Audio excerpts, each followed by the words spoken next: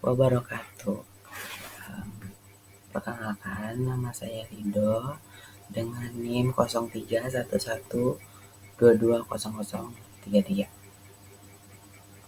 Di sini saya pertama-tama ingin mengucapkan terima kasih kepada dosen pengampu Trisandi Eka Putri SMSI karena telah memberikan kesempatan saya untuk memaparkan materi mengenai tentang teori akuntansi, konsep pendapatan akuntansi, di mana sebelumnya saya sudah membuat jurnal tersebut.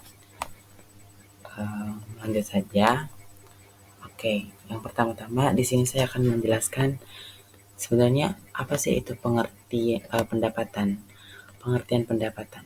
Pendapatan itu merupakan salah satu komponen penting dalam laporan keuangan yang mencerminkan kinerja ekonomi suatu entitas selama periode akuntansi tertentu. Menurut FASP, pendapatan didefinisikan sebagai arus masuk atau penambahan pada aktiva yang dihasilkan dari kegiatan utama usaha, seperti penjualan barang atau pemberian jasa. Dalam akuntansi, pengakuan pendapatan harus memenuhi kriteria tertentu sesuai dengan prinsip-prinsip yang ditetapkan oleh GAAP yang mencakup penambahan nilai ekonomi, pengukuran yang dapat dilakukan, dan estimasi beban yang terkait. Lalu di sini saya akan menjelaskan tentang prinsip pendapatan. Apa sih sebenarnya prinsip pendapatan tersebut? Prinsip pendapatan itu menetapkan pada hakikat, pengukuran, dan waktu pengakuan pendapatan. Setiap dari prinsip ini dapat menimbulkan diskusi dan kontroversi dalam teori akuntansi, seperti hakikat pendapat, hakikat dan komponen pendapat. Pendapat dapat diartikan sebagai arus masuk aktiva bersih yang berasal dari penjualan barang atau jasa. Terdapat dua pandangan mengenai komponen pendapatan, yaitu pandangan komprehensif yang mencakup semua penghasilan dari aktivitas bisnis dan investasi, serta pandangan sempit yang hanya mempertimbangkan hasil dari aktivitas penghasilan pendapatan. Menurut Hendrik, konsep produk yang lebih unggul dibandingkan dengan arus masuk dan arus keluar dalam konteks pengukuran dan penentuan waktu pengakuan pendapatan. Lalu yang selanjutnya ada pengukuran pendapatan. Pendapatan diukur berdasarkan nilai produk atau nilai jasa yang ditukar dalam transaksi yang wajar. Terdapat dua interpretasi utama dalam pengukuran pendapatan: penyesuaian terhadap diskon kas dan kerugian piutang, serta penetapan nilai pertukaran untuk transaksi non-kas berdasarkan nilai wajar. Dalam pengukuran pendapatan, kita biasanya akan mengetahui dulu nilai pendapatan tersebut, seperti itu. Lalu selanjutnya ada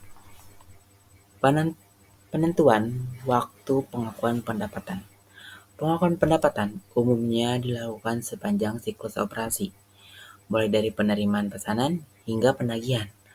Prinsip realisasi berfungsi untuk menentukan waktu pengakuan pendapatan berdasarkan kejadian penting dalam siklus operasi. Kriteria spesifik untuk melakukan pendapat mencakup bahwa pendapatan harus diperoleh, dapat didistribusikan, dan terpisah dari modal. Maksud di sini adalah pendapatan akan dicatat pendapatan apabila pendapatan tersebut sudah dikerjakan kalau dalam bidang jasa.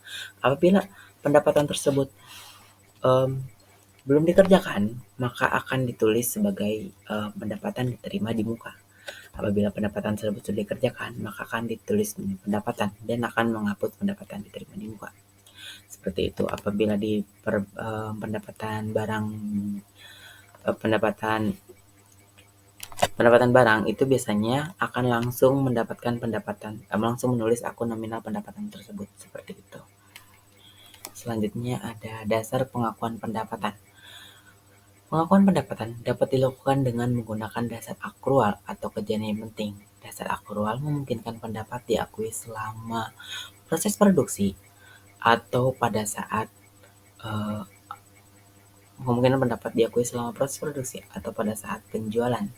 Sementara dasar kejadian penting mengacu pada momen tertentu dalam siklus operasi, seperti waktu penjualan atau penerimaan pembayaran. Seperti yang saya jelaskan tadi bahwa pengakuan pendapat tersebut akan diakui apabila menerima pembayaran dari konsumen. Apabila menerima pembayaran dari konsumen atau piutang, akan tetap saja tetap mengakui pendapatan tersebut, seperti itu. Intinya adalah apa yang ada transaksi maka akan diakui pendapatan, tapi tidak semua transaksi ya.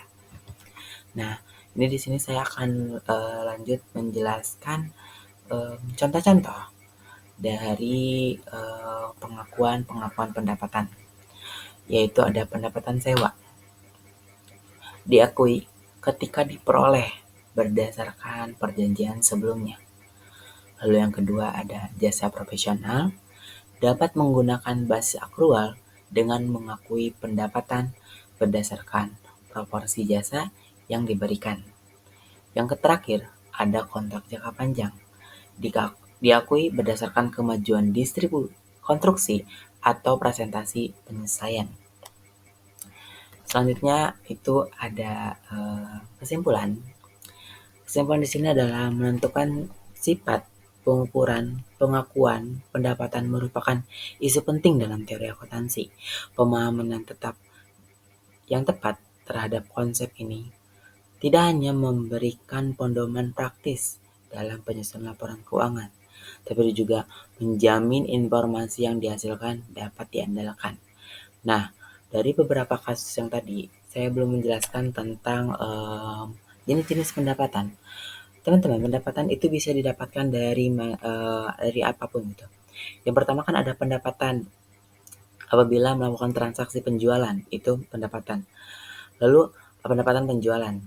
Lalu ada juga pendapatan sewa, di mana kita menyewakan suatu tempat berupa tanah, bangunan, itu kita akan menulis pendapatan sewa. Seperti itu. Lalu ada pendapatan lain-lain. Biasanya ini pendapatan yang kita dapatkan, tetapi tidak secara khusus seperti itu. Lalu selanjutnya ada apa lagi ya dalam pendapatan? Banyaklah pendapatan-pendapatan lainnya ya. Ada pendapatan bunga. Itu didapatkan apabila kita mendapatkan suku bunga dari bank, seperti itu.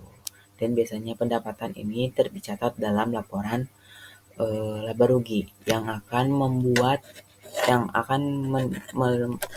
memperlihatkan kita bahwa laba bersih yang sebenarnya, seperti itu.